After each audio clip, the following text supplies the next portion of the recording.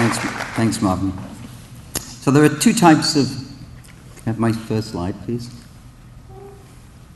There are two types of thinking, straight and crooked. The book illustrated to the left is a classic in the art of confused logic, using confused logic to contradict reality. And that's the case with our current health system. I apologize to Chief Kim Bird for the picture to the right, but that is me as a 3-year-old outside my house in post-war Liverpool. In the movies of that era, the Indians never won, but I played the Indian when every other kid wanted to be the cowboy. And as you can see, I challenged and beat the cowboy.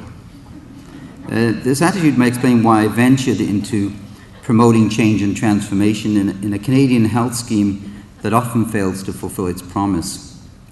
And Nigel Lawson, an English politician, described the National Health Service as the closest thing the English have to a religion. That applies even more so in Canada, where many have strong beliefs, and I often call them prejudices, about Medicare.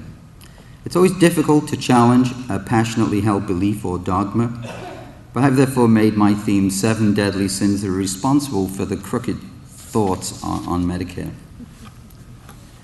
The first and worst of the sins is the failure to understand what we have. The World Health Organization ranked us 30th best health system in the world. It's still better than the United States, which ranked 37th. The European Consumer Health Powerhouse, in a survey of 34 countries with universal care, has, for the 3rd year in a row, placed Canada near the top of the pack in spending and near the bottom for results. We were dead last in value for money. Other studies comparing us to 6 or 7 developed countries rank us last in IT use, worst in waits in the emergency room or for a doctor appointment, and last in access to advanced technologies. Despite receiving the greatest support by donations of any hospital, 65% of patients at BC Children's Hospital wait a medically unacceptable period. We can and must do better. Canadians are nice but passive. We accept laws of a type that do not exist elsewhere in the free world. Laws that make it illegal to spend one's own resources on the health of oneself or a loved one, even when that person is suffering in pain on a wait list. Thankfully, in 2005, the highest court in the land decided that Quebecers suffering delayed treatment had a constitutional right to extricate themselves from their pain and suffering. In BC, we are currently engaged in litigation that will ask the BC courts to rule on a very, very simple question. Should a BC resident suffering on a wait list have the same protection under our Constitution that the Supreme Court of Canada has granted to Quebec citizens? In Ontario, a citizen who jumps the healthcare queue is subject to a $10,000 fine. That is the modern Canadian equivalent of hungry paupers in the English Middle Ages who were executed for stealing food. This draconian law was created to protect a failing system. The ancient Athenian lawmaker Draco would be proud. Supporters of the status quo in Canada are in a state of economic denial. In each decade since the 60s, health costs have risen by 1% of GDP, up until this decade, in which the rate has doubled. As health spending approaches 50% of provincial revenues, it is crowding out expenditures on other essential services. Advanced technology, modern but costly drugs, and a baby boomer bulge will threaten the sustainability of the health system. After producing half as many children as our parents, who will generate the tax dollars needed to fund our future health needs? Can we morally expect our children to support us as we retire, age, and further impact the health system? All Canadian governments claim that the rate of increased spending on healthcare is unsustainable. We need long-term planning, but sadly for us, governments operate on short 3 to 4 year financial cycles. During my term as CMA president, I met with multiple media outlets in every part of the country.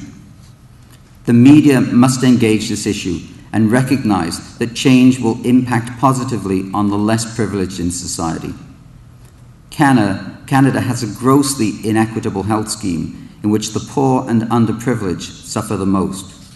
We do need the media to promote the truth about our performance. History won't be kind to Canadian politicians. Our children will look back at their collective lack of action and leadership in enacting healthcare reform. Many politicians are compromised by hypocrisy as they gain access through power and influence. They adopt the principle that what's good for the public is good for the public.